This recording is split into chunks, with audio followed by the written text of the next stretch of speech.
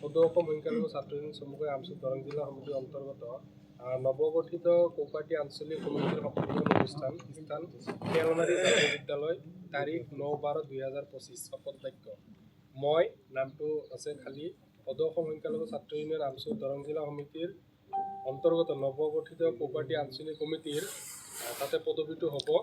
আজি ইংৰাজী 9/12/2025 তাৰিখ মঙলবাৰে শিয়ালমাৰী জাতীয় বিদ্যালয় প্ৰাংগণত মহান আল্লাহ ভগৱানৰ নামত শপত খাই কওঁ যে জাতি ধৰ্ম নিৰ্বিশেষে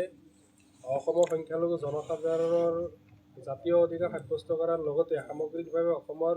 সমূহ জাতি জনগোষ্ঠীৰ উন্নয়নৰ স্বাৰ্থত ব্যক্তি স্বাৰ্থ পৰিহাৰ কৰি বিভিন্ন ৰাজনৈতিক দল উপদলৰ মতাদৰ্শ ঊৰ্ধত থাকি আমচুৰ গণ্ডিৰ ভিতৰত কাম কৰি যাম।